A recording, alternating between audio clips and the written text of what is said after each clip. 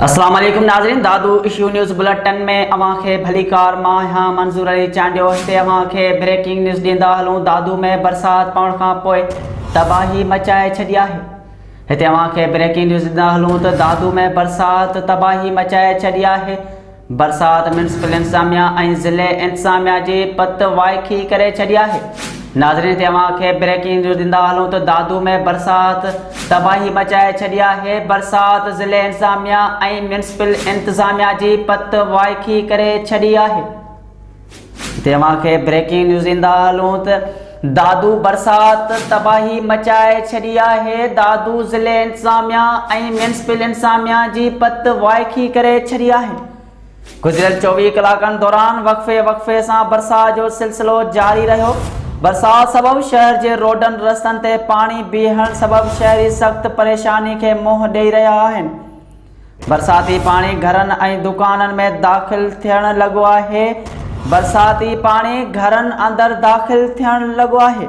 उन सिलसिले में असां सां गॾु वीडियो लिंक ते मौजूदु आहे दादू इशू जो ब्यूरो चीफ राजा अल्ताफ़ अब्बासी। जी राजा अल्ताफ़ अब्बासी, हिन वक़्तु तव्हां किथे मौजूदु आहियो ऐं शहर जी छा सूरत हाल आहे? बरसात का आगाह कजो। हिमल पाण दादू शहर के द्वाबे स्टॉप ते मौजूद आहियूं। तव्हां मुझे पोयां ॾिसी सघो था त ही बरसाती पानी जो है 24 कलाकनि दौरान जी बरसात पई है उन जो गड़ थियल पानी है। हिमल ताईं है ज़िले इंतजामिया न म्यूनिसिपल इंतजामिया इतने नज़र अचे पई। हिमल तव्हांखे हलूं था पूरे शहर जो विजिट कराइण।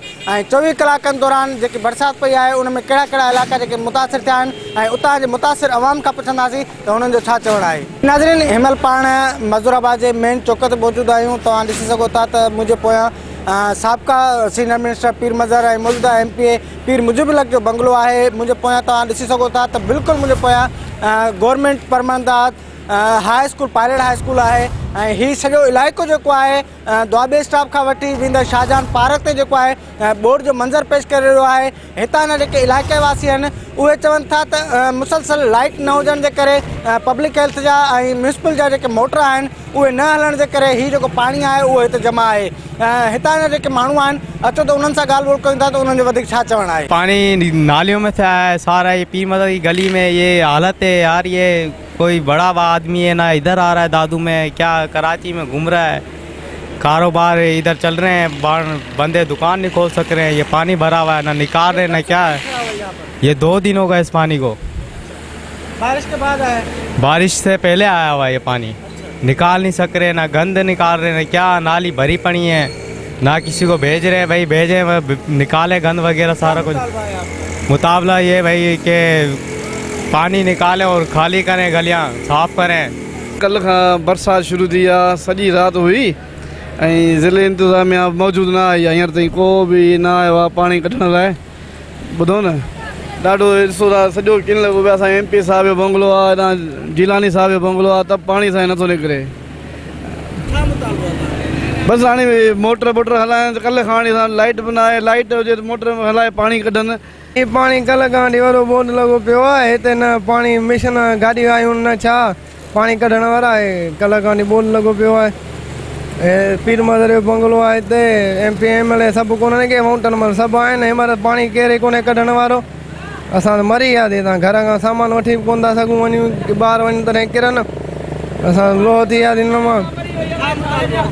असांजो मुतालबो इहो आहे त भला महिरबानी पाणी कढनि हितां। जी नाज़रीन, तव्हांखे हिन महिल असीं द्वाबे स्टॉप का पीर साबिक़ा सीनियर मिनिस्टर पीर मज़हर हक़ जे बंगले ताईं जेको आहे तव्हांखे विजिट कराईसीं। उतां जे मुलाक़ा जेके इलाइक़े वासी आहिनि उन्हनि जूं ॻाल्हियूं ॿोलियूं ॿुधियूं तव्हां। हिन महिल जेके आहियूं पाण PCB ग्राउंड ऐं पायलट हाई स्कूल जे बिल्कुलु साम्हूं आहियूं। ही मुंहिंजे पोयां तव्हां ॾिसी सघो था त ही वॉलीबॉल ग्राउंड है जिथे ही बरसात जो पानी जो जमा है। ऐं हिते जेके ॿार आहिनि उहे जेके आहिनि हिनखे बरसाती पानी के है स्विमिंग पूल ठाहे छॾियो आहे ऐं हिते ॿार जेके आहिनि उहे इंजॉय करे रहिया आहिनि। मां तव्हांखे इहो ॿुधाईंदो वञा त ज़िले इंतज़ामिया ऐं म्यूनिसिपल इंतज़ामिया जेकी आहे उहा जेकी आहे हितां जेको आहे पाणी कढण में ऐं जेको आहे गंद किचिरो जेको आहे साफ़ु करण में मुकमल तौर ते नाकाम ॾिसण में अचे पई। छो त तव्हांखे जेको असां विजिट करायासीं उन में तव्हां ॾिठो त हिनमहिल ताईं जेको आहे 24 कलाक गुज़रण जे बावजूद भी जेको आहे बरसात जो जेको पाणी आहे उहो निकाल नथी सघियो आहे। इन सां गॾोगॾु मां तव्हांखे इहो ॿुधाईंदो हलां त इन में जेको आहे सेप्को इंतिज़ामिया जी बि नाअहली आहे, छो जे करे 24 कलाकनि दौरान जेको आहे 15 खां 20 मिंट जेके आहे लाइट चालू कई वई, उन खां पोइ हिनमहिल ताईं जेके आहे लाइट कान्हे, जंहिंजे करे जेके मोटर आहिनि पब्लिक हेल्थ जा उहे न हलण जे करे हीउ जेको पाणी आहे उहो निकाल न पियो थी सघे। हितां जा जेके इलाइक़े वासी आहिनि उन्हनि चूंडियल नुमाइंदनि ऐं आला इख़्तियारनि खां मुतालबो कयो आहे त हितां जो जेको बरसाती पाणी आहे उनखे जल्द खां जल्द जेको आहे हितां निकाल कयो वञे। हिनमहिल पाण अॻिते वधंदासीं ऐं अॻिते ॾिसंदासीं त उते छा सूरत आहे। हिन खां पोइ जेको आहे पाण सॼी मज़ूराबाद आहे, नजम कॉलोनी आहे, शाहजहान पार्क आहे, उते तव्हांखे विज़िट कराईंदासीं ऐं उतां ॾिसंदासीं त उते कहिड़ी सिचुएशन आहे। जी नाज़रीन, तव्हां जेके तव्हांखे ॻाल्हियूं ॿुधायूंसीं पाण दुआबे स्टॉप खां पीर मज़र जो बंगलो, उन खां पोइ pilot high school, PCB ground तव्हांखे विज़िट करायासीं। हिनमहिल पाण मौजूदु आहियूं डिस्ट्रिक्ट एजुकेशन ऑफिस रोड ते। ही मज़ूराबाद जो इलाइक़ो आहे ऐं तव्हां मुंहिंजे पोयां ॾिसी सघो था त कलोकी तूफ़ानी बरसाति जे सबबु जेको आहे पोयां मुंहिंजे ॾिसी सघो था त हीउ वणु जेको आहे उहो किरी पियो आहे। उन खां पोइ हे जेको पायलट हाई स्कूल जो टेक्निकल डिपार्टमेंट आहे, उतां जो जेको मैदान आहे उहो जेको आहे तलाउ जो ॾेख ॾेई रहियो आहे, बोर्ड जो ॾेख ॾेई रहियो आहे। हितां जा जेके इलाइक़े वासियुनि जा जेके ॿार आहिनि उहे हिते जेको आहे इन में तलाउ में बोर्ड जे पाणी में जेको आहे तरी रहिया आहिनि। अचो त उन्हनि खां पुछंदासीं उन्हनि जो छा चवणु आहे। ऐं हीउ जेको वणु आहे, हिन वणु किरण सबबु जानी नुक़सानु त को कोन थियो आहे, पर हितां जो जेको रोड आहे मेन उहो जेको आहे ब्लॉक थी वियो आहे। केरु असांजो पाड़ो सॼो जेको सुनसान लॻो पियो आहे। हींअर घिटी में वण नथा पिया आहिनि, थंभा नथा पिया आहिनि, निकाल जे लाइ जॻह कान्हे तलाहनि में पाणी छॾण जी बि जॻह आहे मज़ूराबाद में परियां। तव्हां ॾिसो असांजो भिटियूं ॾिसी पियूं, घर असांजा पर्दा मज़ूराबाद में चांडिया कॉलोनी में तव्हां ॾिसंदो न बाक़ाइदे बोर्ड लॻी पई आहे। हींअर बि मां उतां पियो थो अचां, हींअर इमाम बारगाह असांजी आहे, उते असां उते ड्रही पियो वञु, असां उहो छांगियो आहे। वरी हिते दातरने जी मस्जिद मज़ूराबाद में बीठा आहियूं, हिते बि ईअं ई निम बीठी आहे जेका असांजो रस्तो बंदि कयूं बीठा आहिनि। ॿार बचो वञे ढिड़ो काॾे को ॿुढी मरी वञे या को कुझु थिए, उनजो ज़िम्मेवारु केरु थींदो। असां इन जे करे पुकारियूं था त असांजो अमल बि थिए ऐं असांखे पाणी बि जेको निकाल कराइजनि। पोयां चवनि था अमल दंड बि जेका आहे उहा बि घणो पाणी माना थियो आहे, परियां पाणी बि अचे पियो थो। हिते अॻे ई बोर्ड लॻी पिया, अॻे ई ॿुढा पिया आहियूं, वरी जो इहो पाणी मथां इंडिया जो जेको छॾियो अथनि या बरसातियुनि जो, इहो त अञा बोड़े असांखे तबाह कंदो। असां मज़दूर माण्हू आहियूं शहर में, तव्हां ॾिसो असांजो कारोबार जेको असां हिकिड़ो वेलो खाऊं, हिकिड़ो वेलो खाऊं था, हिकिड़ो वेलो वेठा आहियूं बुख ते।